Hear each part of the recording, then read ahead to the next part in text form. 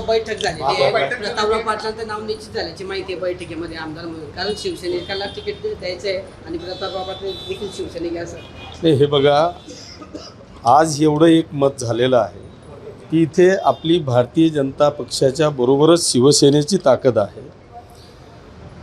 हे सगळं खरं असताना सुद्धा या जळगाव जिल्ह्यातल्या दोघेही लोकसभेचे खासदार हे भारतीय जनता पक्षाचे, विधान परिषदेचा सदस्य भारतीय जनता पक्षाचा आहे, महापौर भारतीय जनता पक्षाचा आहे, स्थायी समितीचा अध्यक्ष भारतीय जनता पक्षाचा आहे.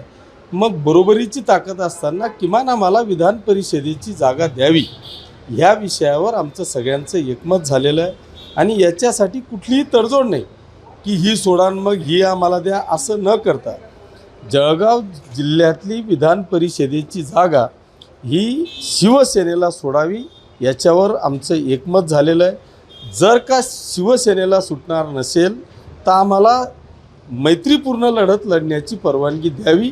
याच्यासाठी सर्व आमदारांचं शिष्टमंडळ उद्या माननीय आमचे मुख्य नेते आत्ताचे उपमुख्यमंत्री एकनाथ शिंदे साहेबांना भेटण्यासाठी उद्या कुठल्याही परिस्थितीत मुंबईला हजर राहावं अशा पद्धतीचं एकमत झालं. उमेदवाराच्या नावावरती काही खल झालेला आहे का?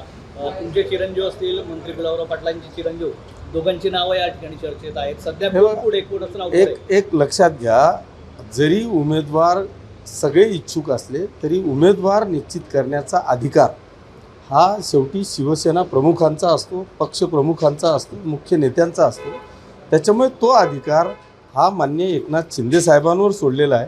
अगदी एकमत असं झालेलं आहे की तुम्ही फक्त आम्हाला सिग्नल द्या, आम्ही तुम्हाला एक शिवसैनिक हा विधान परिषदेवर पाठवायची हमी आम्ही देतो, अशा पद्धतीचं एकमत. अशी माहिती आहे का? आपण जर विचार केला तर भाजपचा आणि शिवसेनेच्या संख्याबळ सारखं आहे, त्यामुळे तुम्हाला भाजप सहजासहजी जागा देईल अशी स्थिती तर आता नाही आहे.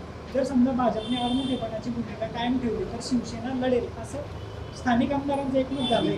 याच विषयावर एकमत झालं की आपण मैत्रीपूर्ण म्हणजे युतीनी भारतीय जनता पक्षाने मोठा भाऊ म्हणून लहान भावाला म्हणजे शिवसेनेला आमच्या आट्टास्तव म्हणा ती विधान परिषदेची जागा आम्हाला सोडावी अशा पद्धतीचा हट्ट आम्ही सगळे आमदार महायुतीचे नेते म्हणून आदरणीय एकनाथजी शिंदे साहेबांसमोर मांडणार आहोत. जर महायुतीमध्ये जागा नाही सुटली तर आम्हाला मैत्रीपूर्ण लढतीसाठी आपण परवानगी द्यावी अशा पद्धतीची मागणी आम्ही त्या ठिकाणी करणार आहोत. ती परवानगी दिली तर 100% शिवसेनेचा उमेदवार उभा राहील आणि कुठल्याही परिस्थितीत निवडून येईल अशा पद्धतीचं एकमत आमचं झालं. मी तुम्हाला तेच सांगतोय की आज उमेदवार कोण आहे याच्याही पेक्षा पहिल्यांदा जागा आमच्या पारड्यात पाडणे. ती जागा जर का एकदा सुटली तर मग सगळे इच्छुक उमेदवार हे आदरणीय एकनाथ शिंदे साहेबांसमोर ते नावं जातील. त्याच्यातलं नाव कोणाला डिक्लेअर करायचं हा अधिकार माझा किंवा गुलाब भाऊंचा नाही, तो अधिकार माननीय एकनाथ शिंदे साहेबांचा आहे. त्याच्यामुळे त्या विषयावर मी सांगू शकतो. आजची जी बैठक आहे ती उमेदवाराच्या नावावरती निश्चित करण्यासाठी बोलवलेली होती अशी माहिती येते. मात्र बैठकीमध्ये नावावरती एकमत होऊ शकलं नाही अशी देखील माहिती पुढे येते. नाही, तसा विषय नाही. आम्ही पहिला विषय असा आहे की उमेदवारावर चर्चाच नाही झाली. आज जी चर्चा झाली ती फक्त शिवसेनेला ही जागा सुटावी आणि जर सुटली नाही तर इंडिपेंडंट लढण्यासाठी, मैत्रीपूर्ण लढण्यासाठी एकनाथ शिंदे साहेबांनी परवानगी द्यावी याच्यासाठी हे शिष्टमंडळ मुंबईला रवाना होतं. 100% आमदार, माजी खासदार सगळ्या जिल्हा प्रमुखांचं एकमत झालेलं आहे की आपण सगळ्यांनी स्वतंत्र, जर महायुतीने जागा सोडली नाही तर स्वतंत्र लढावं अशा पद्धतीचं एकमत झालं. उद्या आमदारांचं शिष्टमंडळ शिंदे साहेबांना भेटणार आहे तेव्हा उमेदवार निश्चित होण्याची शक्यता आहे उद्या.